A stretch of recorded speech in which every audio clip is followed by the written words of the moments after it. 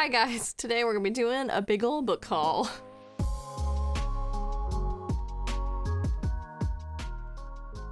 I know I've said I've been trying to cut back on book hauls, but it was just recently my birthday, and this book haul spans a couple months of time. I did recently buy a bit between birthday money and then post-birthday feeling like I'm not in danger of buying something somebody else has already purchased for me, but oh well, let's dive right in. Gonna start with the books that I got for my birthday, starting with some ones that my boyfriend got me. So first up is A Wizard's Guide to Defensive Baking by T. Kingfisher. I've been getting really into this author lately, and this one just sounded so cute. It's about a 14-year-old whose magic is like cooking and baking related. Her familiar is a sourdough starter, and her enchantments only work on like bread and stuff. It sounds like a really cute setup. I do believe there's like a murder mystery involved, but it sounds super cozy, and I cannot wait to read it this fall. Also on the cozy front is A Very Secret Society of Irregular Witches by Sangu Mandana. This also sounds really cute. It's a witchy rom-com, so it's the perfect season to read this. From my understanding, witches kind of stay away from each other in this world as to not draw attention to themselves, but our main character finds herself getting recruited to teach some young girls how to do magic, and then she also has a romance with a grumpy librarian, which is one of my favorite romantic archetypes. So very much looking forward to this. I think it's going to be such a cute read, so I'm really excited. Then he also got me Stephen King's Fairy Tale. This is the first book by Stephen King in quite some time that I've been really excited about. I'm very curious to see what his return to the fantasy genre looks like. I've heard really good things. It seems to be kind of like a classic portal fantasy, like good versus evil sort of story, and a boy and his dog kind of story. So I'm really interested in those elements, and Stephen King has such an interesting writing voice, and I have a lot of fun reading his books when like the subject material is something I'm interested in. So I'm really excited that he's put out something that piques my interest again. Very much looking forward to this as well, and again, I've heard really good things, so it seems promising. It is pretty chunky, but I do want to try to get to it this fall because I feel like the vibe is perfect for that. Very excited for a new Stephen King. Then finally, he got me volume 2 of Lore Olympus in hardcover. The first volume I got from Illumicrate, and it had like ombre sprayed edges, but I don't know how many volumes of this that are going to be put out, and I didn't want to get a special edition of all of them, basically. So I do really love this series. My boyfriend and I have been reading it on Webtoon for quite some time, and it's really cool that it's being traditionally published. The art style is so cute and whimsical, but even though it's like Hades and Persephone, which is a familiar tale, I think that Rachel Smythe has like a really unique take on it, and it's been really fun reading week to week, and I can't wait to go back and reread these in like a physical format because just the flow of the story is really good, like when you're binging it all rather than doing like a chapter a week. So yeah, I'm really excited to add this to my graphic novel collection. This is a really beautiful edition. I love the hardcover bound. It's so cute. I like the art style, just makes me so happy to look at, and even though it does have cute elements, it also tackles some really dark subject matter as well. So if you are interested in this, just be sure to check on that. But yeah, this is such a fun series, and I'm really excited for the author and illustrator that she's being traditionally published. I think that's such a cool thing. So yay.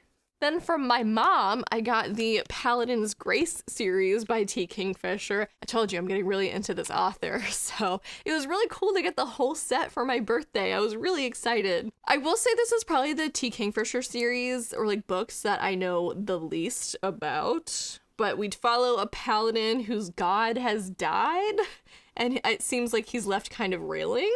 Part of the blurb says, this is a saga of murder, magic, and love on the far side of despair. So I think that's a really interesting setup, and at this point, I'm pretty much excited to read everything this author has written. She just has like a really good balance of whimsy and darkness to her stories. I've just had so much fun, so this is really awesome. Thank you, Mom. Next up, I have a couple Fairyloot editions that I've gotten in the last few months. First up being The Darkening by Sunya Mara. This is a really pretty edition with some really pretty stenciled edges. I love me some sprayed edges. I'm sure anyone who has watched any of my videos probably knows that by now. And I don't know a lot about this one. The back says, a fierce revolutionary, a desperate prince, together they will face the storm or be swept away. I have not heard anything about this, be it like pre-Fairyloot doing this edition, but it is really pretty. And the end paper artwork is gorgeous.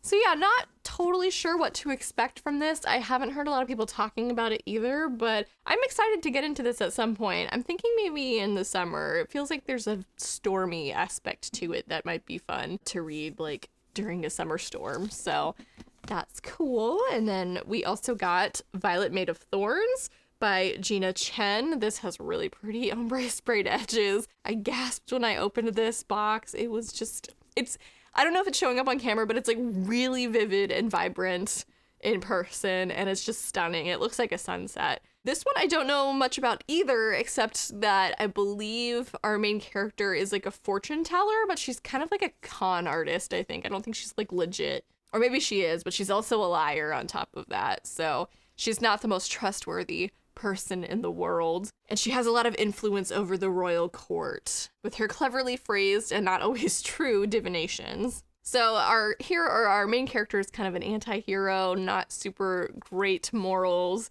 I think she ends up falling in love with the prince.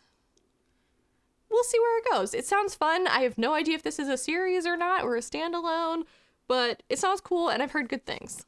And then I literally got this one in the mail this morning. It is Belladonna by Adeline Grace, who also wrote All the Stars and Teeth, another book that has been on my TBR for quite some time. Again, not sure if this is a standalone or a series. The only thing I know about it is I believe the main character falls in love with death.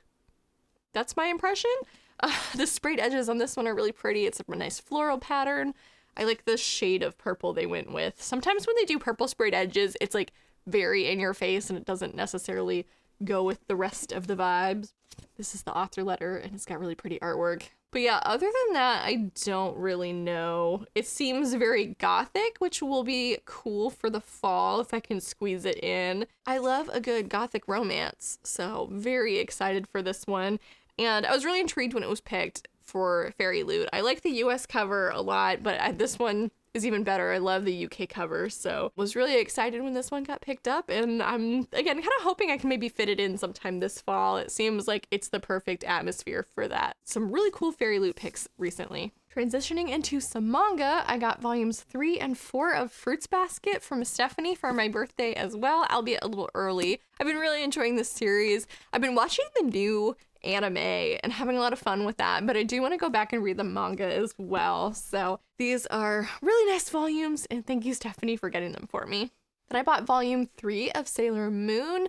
This is a re-released like collector's edition. I'm just going back and kind of having a nostalgia fest with these. I've never read the manga before. I've only ever seen the anime, like the 90s version of the anime.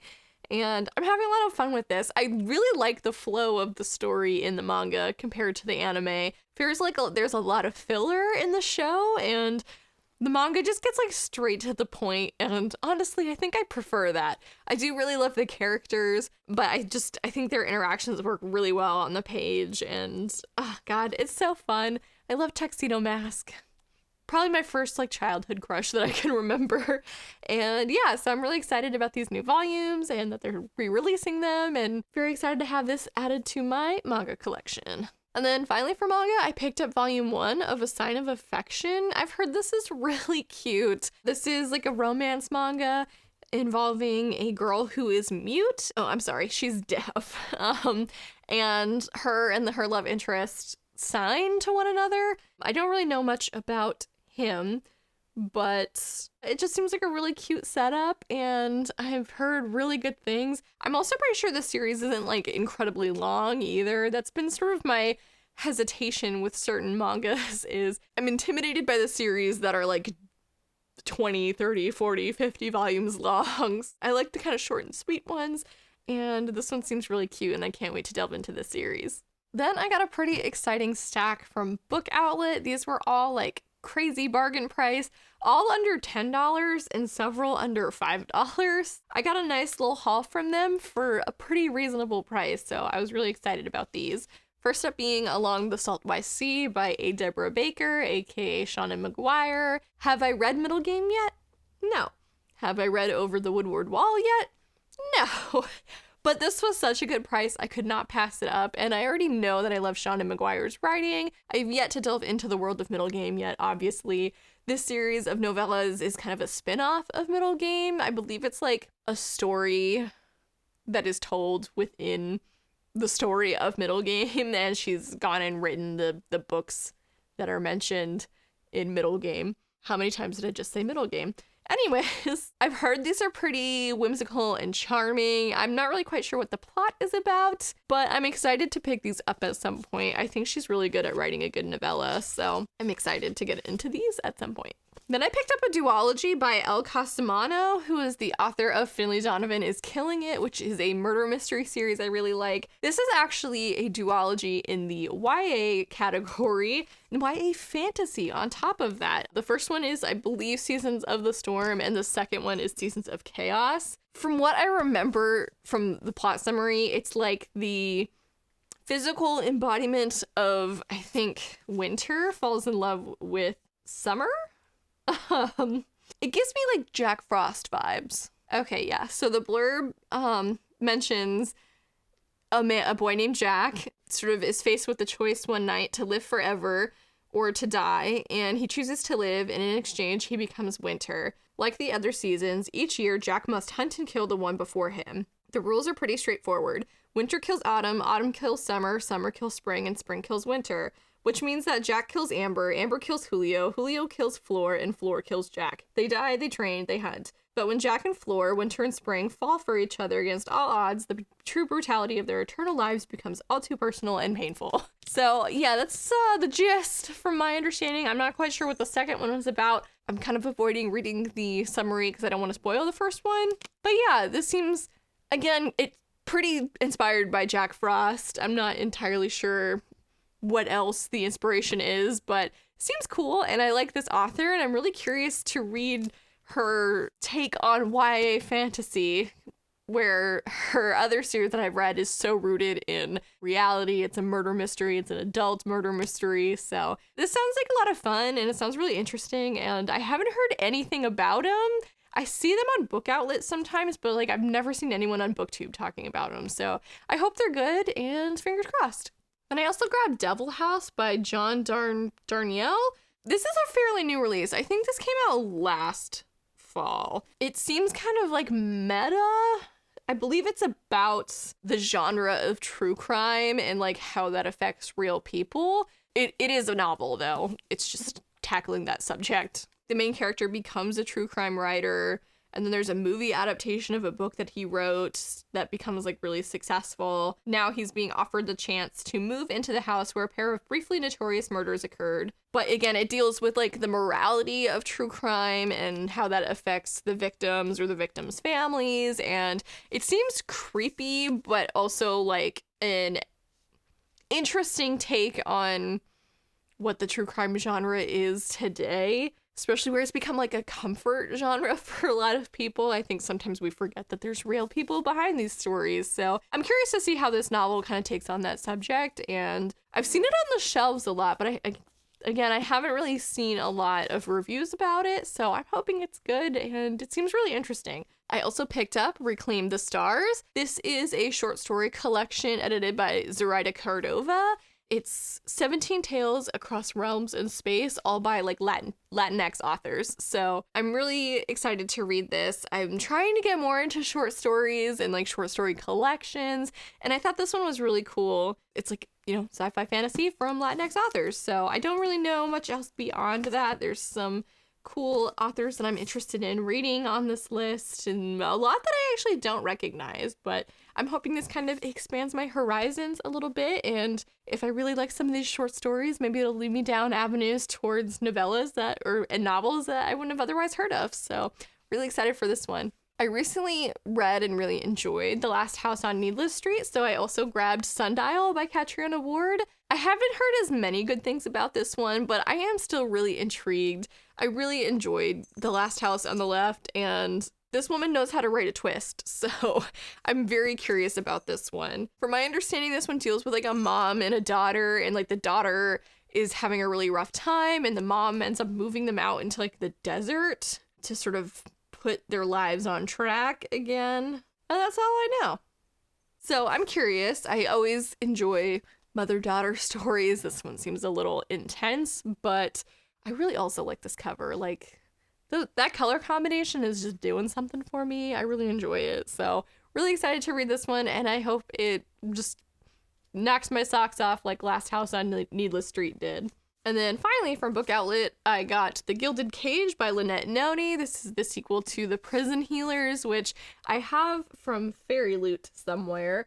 I didn't end up grabbing the sequel from Fairyloot, but I am really interested in this series, and the reviews I've seen for it have been really positive. I wanted to pick up the sequel again for a really good price. I'm gonna try to prioritize this. It's like soon. My next month or two of reading is pretty scheduled out so far, but if I can start this series soon-ish, I feel like I will have justified this purchase. I'm trying to buy fewer books that are just gonna like sit on my shelf for a year plus, so I do want to get to the series soon. It's been so long since I've read the premise of the first one, it's a little hazy for me now. I know that there is a woman that works in a prison, and I think like someone noble ends up as a prisoner, and she has to like heal them and eventually helps them escape. I believe there's also a romantic plot line in there, so I have no idea what the second one is about because I haven't read the first one yet, but again, it was a really good price and I didn't want to pass it up. Hopefully I will read this soon. Next up, I have a couple Book of the Month books. I've kind of cooled off on Book of the Month just because I'm collecting more books now. I've discussed this in the past. I'm trying to prioritize like actual first editions over Book of the Month editions just because the quality and the resale value is better. But I did have a credit, and I also had a free birthday book to get from them. So I figured for the total of $0, I could splurge on them once more. So first up, I got Killers of a Certain Age by Deanna Raybourn. She is known for her Veronica Speedwell series that I'm really intrigued by. This, I believe, is a standalone, and it reminded me a lot of the movie Red, in which like retired assassins end up becoming targets of assassinations. Similar setup. We have, I believe, a handful of elderly women who have just retired from their life of crime and assassinations, and now they're like went on vacation and they find that they have been targeted, and the only person who could target them is like their former boss, so they have to fight back against that, and that sounds really fun. I like the idea, I like the setup. It's nothing I haven't seen before, but I do enjoy the setup, so I'm excited to read this one. And then I also grabbed Small Angels by Lauren Owen. This is a gothic tale that deals with the forest, from what I remember. I think there's also like a haunted church. The blurb says, in a hypnotic tale of sisterhood, first love, and hauntings, a wedding in a small English village stirs up unsettling magic and forces a troubled family's secret out into the open. I love gothic tales, I love family drama, and I think this is going to be a really cool kind of atmospheric read. I hadn't even heard about this one until Book of the Month put it on their, I believe, August list, so my interest was definitely piqued, and I'm hoping it's good.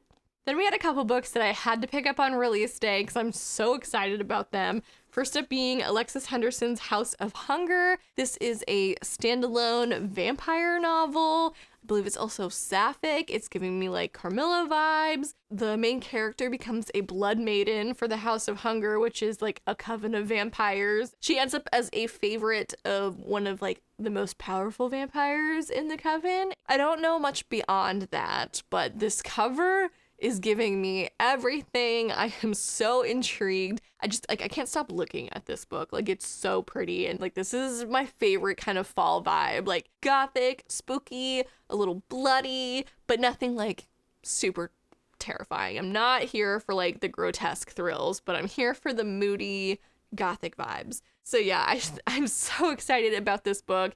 I think if I don't like it, it'll be my biggest disappointment of 2022. And I basically want to start this immediately. It's on my October TBR, and I'm so excited. And then on the same day, I grabbed Kingdom of the Feared by Carrie Maniscalco. This is the third and final book in the Kingdom of the Wicked series, in which we follow a witch and a prince of hell. It's not as serious as it sounds. There's a lot of shenanigans and a lot of sexual tension in this series, but I'm really curious to see how it wraps up. It's got a murder mystery to it, even though we kind of lost focus on that in the second book. But I like the premise. It's a lot of fun. I like the setting of hell and like these different houses based off of the 7 deadly sins. I think it's just such a fun and interesting setup. I'm really curious to see how it concludes. So I feel like this is going to be a really fun read, like the previous 2 were, and a really fast read. So can't wait to finish this series. Also in August, I went to see my friend Stephanie in Boston, and we went to Brookline Booksmith together, which was really fun. It's my first time that I've been there, and it was really cool. Their basement is dedicated to used books, and I got a couple there. So first up is 16 Ways to Defend a Walled City by KJ Parker. I've heard this is really fun. The setup seems to be like a manual for defending a walled city, and I believe it's a standalone. I've heard excellent things about this author. I feel like it's funny, but like fantasy, which I always appreciate. Don't know much beyond that. I feel like I've heard Evan from Book Reviews Kill talk about this book in a really positive light, so that definitely piqued my interest, and it was only like $8, so I was like, yeah, I'll pick that up. Hopefully I'll read that soon. And then I also found Fevered Star by Rebecca Roanhorse used for a good price. I have had Black Sun for about a year now as well. Haven't picked it up yet, but I'm really intrigued. I'm trying to buy fewer sequels before I've read the first book, but this was such a good price.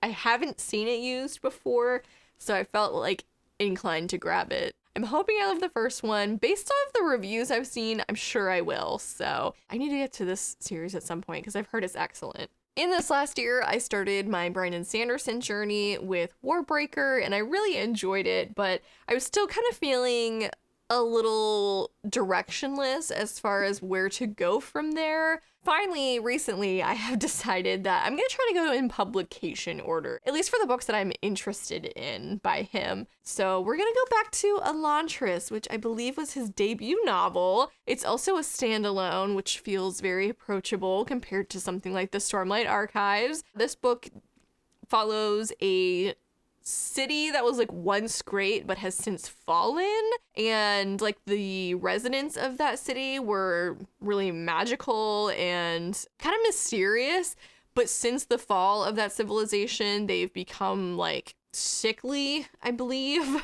That's kind of my main understanding of it. I think like part of it is unraveling the mystery as to why this happened to this civilization, but I'm curious. I have seen that, like, when you go back and read his earlier works, you feel the difference in his writing, so I'd rather just start at the beginning and have it kind of get better as I go along. And even though, like, people say that about Warbreaker, I still really enjoyed Warbreaker, even though it had a couple of problems. I thought it was a really well-crafted story, so I'm curious to see if this is sort of in the same caliber as that, and honestly I'm very intrigued to see like how he supposedly gets better from there, because I from what I've read, I think he's already an excellent author, so I'm excited to get into this one.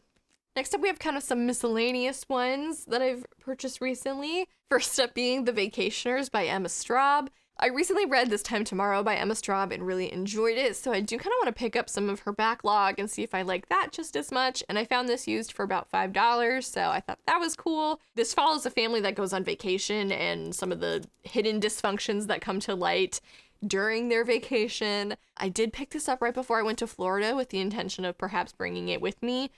That didn't happen. It's fine. I'm thinking this might be a good read for next summer. We shall see. From what I've read by her so far, it's like fast, fun reads. So I'm looking forward to this when I'm feeling something summery and vacation-y myself. I also grabbed Evie Wyld's The Bass Rock? The Bass Rock? That must be the Bass Rock. I don't know, actually. I know nothing about this book other than that it is by Evie Wyld, an author that I've previously read and enjoyed. I think the last book I read by her was called All the Birds Singing, and that was such a unique and interesting book. I wanted to see what her newer release was like. But again, I have very little knowledge of what it's about. The blurb says, surging out of the sea, the Bass Rock has for centuries watched over the lives that pass under its shadow on the Scottish mainland. And across the centuries, the fates of 3 women are linked to this place and to each other. Okay, so it's like 3 different storylines that are all somehow connected. So that's interesting. But yeah, I saw this for $4 and I was like, I like that author. I'll pick this up. Not sure when I'll read it, but I'm sure it'll be good. I got this next book from a friend because she had pre-ordered 2 copies. And so she passed this one along to me, but I'm not sure if I'm gonna like it based off of some of the reviews I've seen. I am willing to give it a try, and that is Ben and Beatrice by Catalina Gamara. Full disclosure, my friend Stephanie has also read this and really did not like it.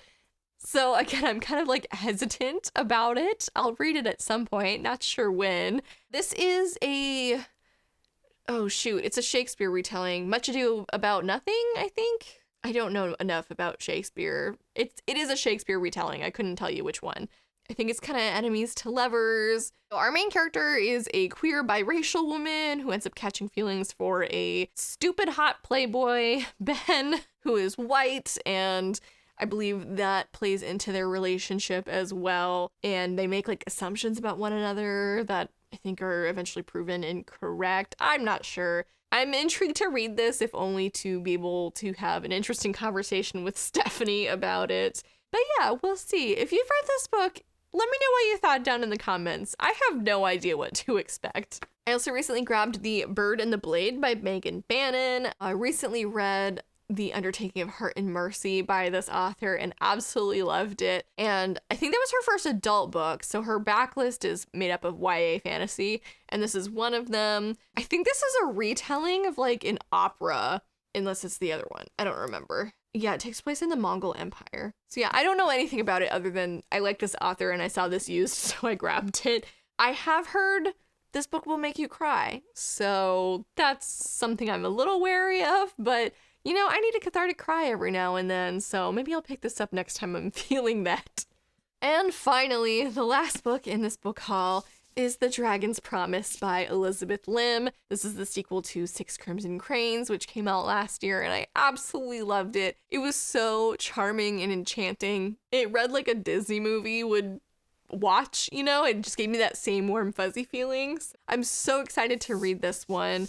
I think it's a duology. I'm not sure. I feel like I knew at some point and now I'm blanking, but I'm really excited. I very clearly remember where the last one ended, and I can't wait to pick it up from that point. The main character, Shiori, was cursed in the last book, and her brothers became cranes, which was a retelling, I believe, of a fairy tale. And I'm really curious to see where this book takes that story and, like, you know, moves it somewhere we have, like, less familiar. I think we go to the realm of dragons in this book, so I'm kind of surprised I haven't picked this one up yet just because of my excitement before it, but I'm also like, I don't want it to be over because I feel like the wait was so like, but maybe I can buddy read this one with Stephanie sometime. So Stephanie, if you're watching, let me know. Very excited for this one. It was the first book was one of my favorite books of 2021, so I'm so excited to read this one. I really hope it'll live up to the first one. Okay, and that is my book haul. I'm gonna try to cool it for now. Watch out for an unhaul soon, because I gotta make room for some of these books. But thank you guys so much for watching. If you've read any of these, please let me know what you thought about them down in the comments. I'm so excited to read all of them. I don't know where to start. Also, feel free to check out my socials down in the description box below, like this video, and follow my channel if you haven't already. And as always, have a lovely day. Bye.